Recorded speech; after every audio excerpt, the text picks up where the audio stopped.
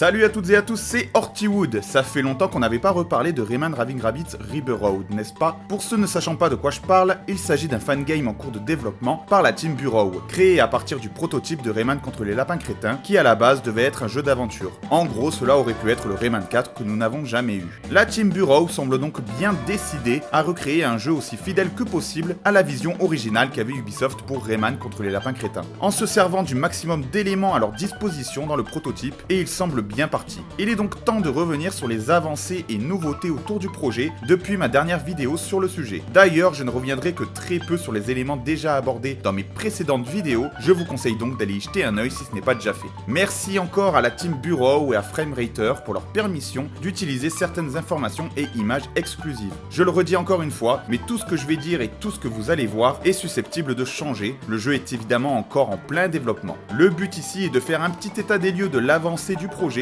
et d'avoir une vision générale sur la direction que la Team Bureau prend pour le jeu. Commençons par l'histoire du jeu. Comme à peu près tout dans ce projet, le scénario utilisera le maximum d'informations officielles qu'il y avait eu à l'époque concernant le jeu d'aventure. Tout cela sera étoffé par de nouveaux éléments apportés par la Team Bureau dans le but de rendre le tout le plus consistant et cohérent que possible. Il y a très longtemps, avant même les événements du premier Rayman, les lapins étaient une race paisible et inoffensive. Malheureusement, cela leur coûta d'être moqués et humiliés par les autres peuples de la croisée. Un jour, ce fut assez, et les lapins disparurent sous terre, pour toujours.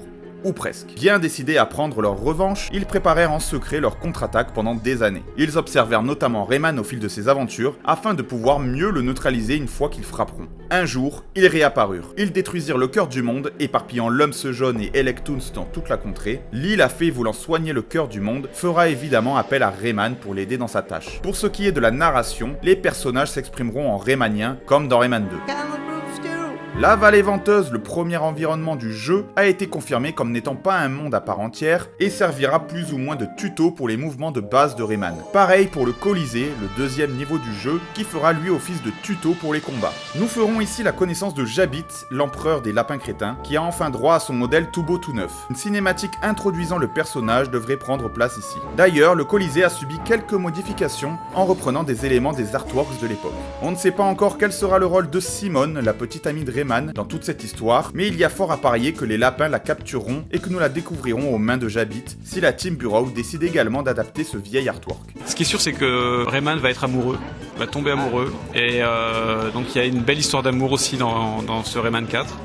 La Grande Prairie est donc le premier véritable monde du jeu, et celui sur lequel la Team Bureau se concentre pour l'instant, car il servira de base pour les autres mondes concernant le game design et la boucle de gameplay. Beaucoup de nouveaux éléments environnementaux enrichissant les level design ont donc été rajoutés depuis la dernière mise à jour, des branches sur lesquelles s'accrocher, des petits îlots flottants, ou encore cet arbre en colimaçon, promettant de nouvelles séquences de plateformes. On a aussi un nouveau sanctuaire pour invoquer l'araignée, ou encore des plateformes et un grappin ascenseur permettant de monter jusqu'au village perché. Les lapins n'ont d'ailleurs pas perdu de temps pour investir les lieux. En effet, plus Rayman progressera dans les différents mondes, plus les lapins en prendront le contrôle. Outre différents bunkers, un nouveau monorail flambant neuf fera maintenant le tour de la zone, sans doute inspiré par cet ancien artwork officiel. J'imagine que l'on pourra monter dessus. Des tours de contrôle qu'il faudra gravir feront aussi leur apparition, promettant de bonnes séquences de plateformes. Le bipod géant apparaîtra également. Si on essaye de grimper en haut de l'arbre géant avec l'araignée, il sautera pour effectuer une onde de choc qui nous fera chuter. C'est assez excellent. Enfin, sera présent aussi un poste de police gardé par des tourelles laser et un nouveau modèle de vaisseau. Le deuxième monde, les atolls scintillants, ont aussi bien évolué avec l'ajout d'énormément d'assets provenant du jeu final, comme le sous-marin des lapins ou encore le village sur pilotis. Une image partagée par la Team Bureau fait d'ailleurs totalement référence à une ancienne image promotionnelle de Rayman 4. L'ordre des mondes ayant changé depuis ma dernière vidéo, le troisième environnement sera finalement le canyon doré. Il contiendra notamment en son sein le niveau de la mine que l'on retrouve du jeu final, un nouveau véhicule sera même introduit ici, une moto bien Mad Max-esque qui nous aidera à traverser les grandes étendues désertiques. Vraiment classe. Pas de grosses nouveautés concernant la lande aux esprits frappés et les îles célestes, l'aigle a néanmoins un nouveau modèle moins agressif. On poursuit avec la savane enchantée, la monture taureau utilisable ici a également été retravaillée dans un style plus cartoon. Ensuite, nous avons la vallée gelée qui aura une multitude de cavernes souterraines inondées qu'il faudra explorer à l'aide de la Baudroie. Un nouveau concept art a d'ailleurs été réalisé pour l'occasion. Enfin, nous avons la guerre des mondes, il s'agit en fait de la vallée venteuse du début du jeu, mais totalement polluée et industrialisée par les lapins. Chaque monde aura une faune bien particulière, avec laquelle on pourra interagir. La plupart se feront harceler par les lapins. La grande prairie aura des cochons, des moutons, et même des moustiques à l'ancienne. Les atolls scintillants auront des oiseaux, vous savez, les mêmes que celui qui nous chiait dessus là, dès qu'on tentait de s'enfuir dans le jeu original, sale piaf de...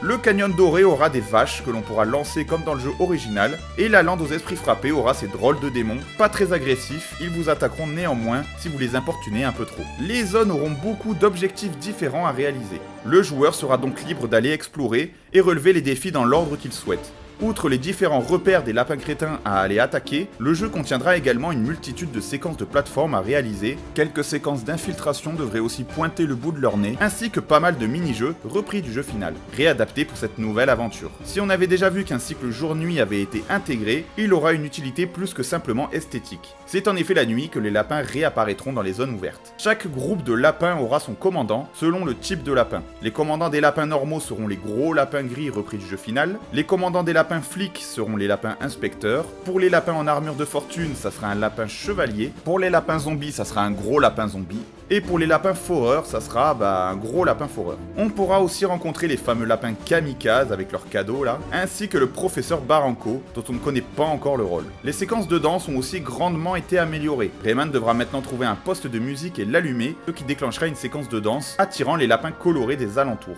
les seuls à pouvoir être envoûtés. Une fois l'épreuve de danse réussie, ils se rangeront de notre côté et iront attaquer les autres lapins des environs. Dorénavant, les costumes changeront les statistiques de Rayman. Certains costumes l'empêcheront d'utiliser ses cheveux pour planer par exemple, d'autres impacteront sa puissance d'attaque. Le grappin change aussi en fonction du costume, comme on l'avait déjà vu. Le costume d'Elvis changera par exemple le grappin en un arc électrique permettant d'étourdir nos cibles. Les costumes du jeu final, comme le costume DJ et Mariachi, vont même être intégrés. Le costume de lapin sera possiblement la récompense pour le 100% du jeu, mais rien de confirmé pour l'instant. Le costume de footballeur, lui, n'a bizarrement pas eu le même traitement. Peut-être sera-t-il intégré uniquement dans le cadre d'un mini-jeu de foot, qui sait. Si le moyen d'obtention des différents costumes était encore flou, avec notamment la présence d'un magasin dans le prototype du jeu, leur acquisition se fera finalement par le biais de Lee, comme c'était déjà le cas dans la version GBA de Rayman contre les lapins crétins. Il faudra pour cela lui rapporter les Electoons que nous avons sauvés, certains étant retenus captifs par les lapins, d'autres étant cachés dans le monde ouvert. Les lumps jaunes, eux, serviront de ressources à Rayman pour remplir sa jauge de sprint. Détail sympa, les lumps jaunes présents dans les bases des lapins sont enchaînés. Comme d'habitude, les lumps rouges, eux, redonneront des points de vie. Rayman pourra d'ailleurs trouver certaines caisses dans les niveaux qui contiendront soit des lumps, soit une vie, sous la forme d'une petite statuette. Ça rappelle des souvenirs. Même si Rayman perd une vie, la partie ne sera pas interrompue. Ce n'est qu'une fois toutes les vies épuisées que Rayman aura un vrai game over et devra recommencer au dernier point de sauvegarde.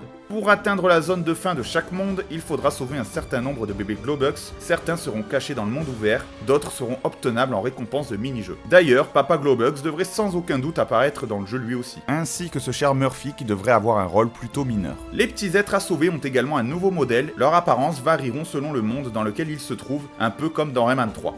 Et enfin, il faudra obtenir un lumps bleu artificiel créé par les lapins pour ouvrir un portail vers le monde suivant. Ils seront obtenables sur des world boss présents dans le monde ouvert, probable que les bipodes géants soient certains de ces world boss. Rien de confirmé pour le moment, mais il se pourrait que plusieurs collectibles éparpillés dans le jeu débloqueront du contenu bonus comme des concept art par exemple. Sans compter les deux niveaux tutoriels qui sont la vallée venteuse et le Colisée, le jeu sera donc composé de 8 mondes d'une durée de vie estimée à peu près 1h30 à 2h, si on les fait en ligne droite, 3 heures ou plus si on vise le 100%. Le jeu qui contiendra aussi pas mal de mini-jeux aurait donc une durée de vie prévue dépassant largement les 20 heures, ce qui serait vraiment généreux. De plus, le jeu aura 3 niveaux de difficulté, normal, difficile et délirant. En termes d'amélioration graphique, on peut notifier que Monique, la fée qui accompagnera Rayman durant tout le jeu, et accessoirement la petite amie d'André, a enfin reçu une update de son modèle. D'ailleurs, d'après la Team Bureau, André aura un rôle très intéressant à jouer dans cette aventure, je suis curieux de voir ça.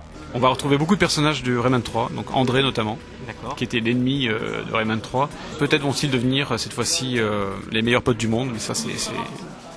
Pas mal de textures ont également été retravaillées, notamment au niveau des bases des lapins. Le sanctuaire souterrain des petits êtres a lui subi une totale refonte. La direction artistique est extrêmement réussie et hyper fidèle au genre d'environnement que l'on pouvait voir dans Rayman 2 et 3. Une fresque presque prophétique a même été intégrée sur les parois du sanctuaire, racontant la triste histoire des lapins crétins. Exclusivement pour cette vidéo, j'ai eu le droit de vous présenter la version alpha du menu du jeu. Merci à Maeda Goof et à la Team Bureau pour la petite avant-première. L'équipe s'est totalement inspirée de l'ancien site officiel du jeu, à l'époque où ce dernier avait encore une direction artistique proche du Rayman 4 jeu d'aventure initial. Vu la présentation du site, c'était le visuel parfait pour retranscrire l'ambiance voulue par l'Ubisoft de l'époque. Ça le fait vraiment. Le menu n'est évidemment pas encore terminé et risquera peut-être de cacher quelques surprises. Si le jeu reprendra beaucoup de musique du jeu original, beaucoup de nouvelles compositions seront aussi de la partie, et le moins que l'on puisse dire c'est qu'elles sont extrêmement réussies et s'intègrent totalement aux musiques du jeu de base. L'exemple le plus frappant est l'extension de la musique But They Can Dance, qui n'était qu'une piste de quelques secondes à l'origine et qui ici a été retravaillée pour être un véritable morceau.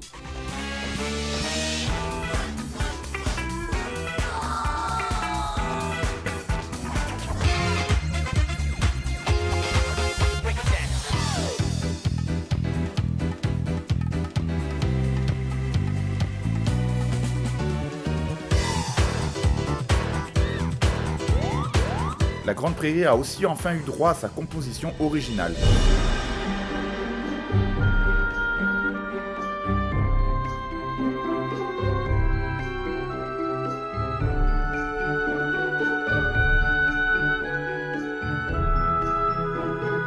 De plus, la musique s'adaptera selon si les lapins ont envahi la zone ou pas. Vraiment génial.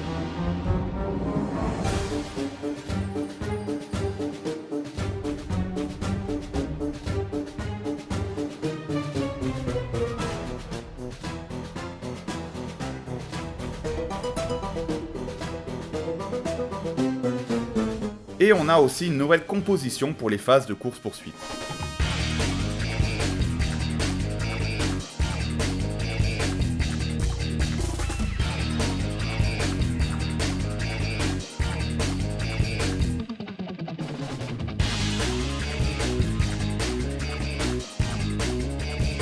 La Team Bureau a vraiment pour volonté de faire un jeu qui a l'air le plus officiel possible, jusqu'à refaire des images promotionnelles à l'ancienne. Dans cette optique, les petites vidéos bonus que l'on débloquait dans le jeu original seront aussi débloquables dans River Road. Il y aura même de nouvelles vidéos inédites créées pour l'occasion. Moi perso, ça me donne juste trop envie. Pour le moment, aucune démo de prévue et le jeu a encore un long chemin à faire avant d'être terminé, mais vu le niveau d'investissement de la Team Bureau, je pense que l'attente en vaudra largement la peine. Sur ce, je vous laisse. N'oubliez pas de vous abonner si la petite actu autour de Rayman et l'histoire du jeu vidéo en général vous intéresse. N'oubliez pas non plus de partager et de mettre un petit pouce bleu si la vidéo vous a plu. Je vous dis à la prochaine, prenez soin de vous, bye.